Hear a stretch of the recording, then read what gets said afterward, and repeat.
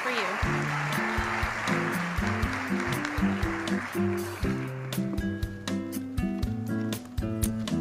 Thank you all. I feel so honored to be here today, sharing this marvelous moment with all of you. As I look at you, my fellow graduates, I see the determination, the courage of people who are not afraid of telling their stories. I see hundreds of stories coming together, ready to be told. And I can't wait for you to take on the world as the great storytellers that you have become. In that spirit, today I want to honor what Com spent years teaching us. I want to tell you a story. Once there was an 11-year-old girl who, just days before finishing elementary school, found out that she had leukemia. When her parents explained her that her condition was what most people call blood cancer, she saw the fear in their eyes, and that scared her even more than the illness itself. At 11, she thought about death for the first time, and how it was much too real, so close to her that she could almost feel it breathing on her neck. Then she made a decision.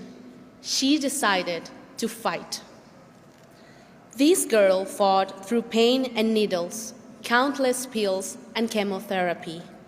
She fought isolation throughout her first years in high school, when other teenagers just couldn't understand why a girl would look so weird.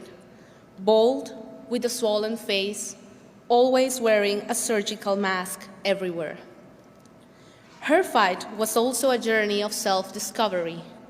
To kill the boredom of the endless nights at the hospital, she filled notebooks with stories about heroic characters fighting evil in imaginary lands far away.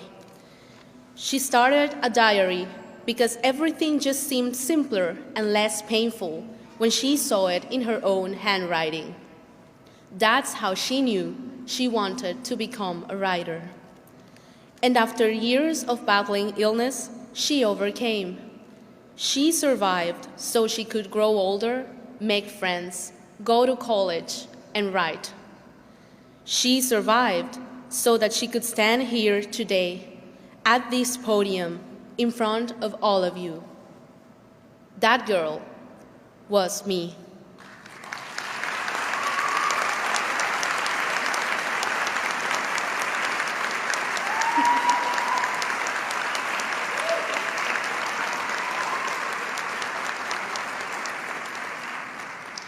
I survived so that today, as we all jump into the mix of uncertainty and promise that is our future, I could give you the humble advice that brought me all the way here. Be prepared to keep fighting. Whether you're moving on to shape public opinion and hold the powerful accountable, to create amazing films that inspire us, or to help companies succeed in their mission and contribute to their communities, keep in mind that the world needs you to fight. It needs your strength. It needs your hope. It needs your voice. I sure know how powerful, how indispensable our voices are. I know because another part of my story is that I was born in Caracas, Venezuela, a South American country once rich and prosperous, a role model for democracy in the region. But today, it is a country haunted by poverty and hunger, repression and censorship.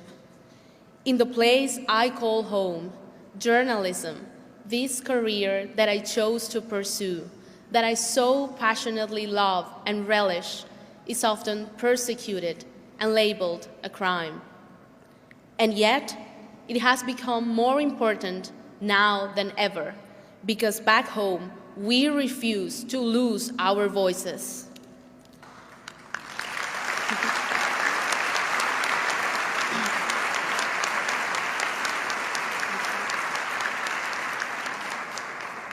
Whenever someone asks me what I plan to do with a career in journalism, being from a country where censorship is the norm, I never really knew what to answer, but I do now.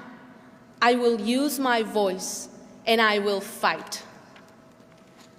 I trust that you will do the same. After all, you fought your way here to this day, and you overcame. We know it wasn't an easy fight. Just remember all the sleepless nights, all the money that you spent at Starbucks just trying to keep yourselves awake. Now seriously, think about all that had to happen so that you could be here today. Think about past generations in your family who gave everything they had to build the foundations for the lives that you now have.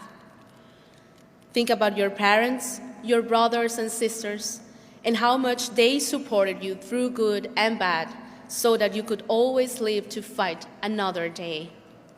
Think about all the effort, all the dreaming turned into hard work, all the hope it took to bring you here. At COM, we had amazing allies in the fight.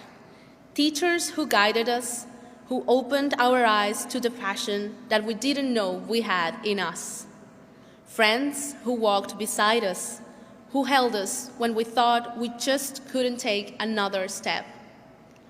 To all of them, teachers, staff, friends, I say thank you. I am so grateful to have had your company on this journey, and so proud to be able to call myself your friend, your colleague. Every day you reminded me of how important it is to fight and how vital it is to not do it alone. I never had to fight alone. I had someone who held my hand through good and bad, someone who believed in me even when I myself had doubt. I am talking, of course, about my husband, Diego Marcano, who's here today. However, he's not watching me from the audience. He is right down there, wearing his bright red gown as a graduate from the Master of Science in Journalism.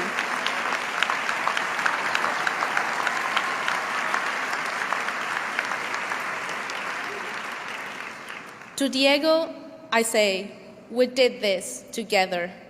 And wherever life takes us next, I want you to know that I will keep the promise that I made you all of those years ago.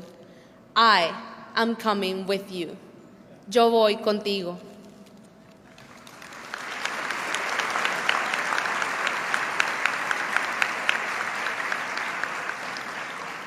Today, we celebrate. This was one good fight, and we overcame. But when the sun rises tomorrow, I want you to know that it will be the time to be firm. It will be the time to be strong. And I ask you to please always remember this.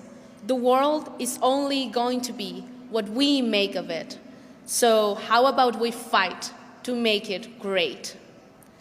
Thank you all, and congratulations to the class of 2019.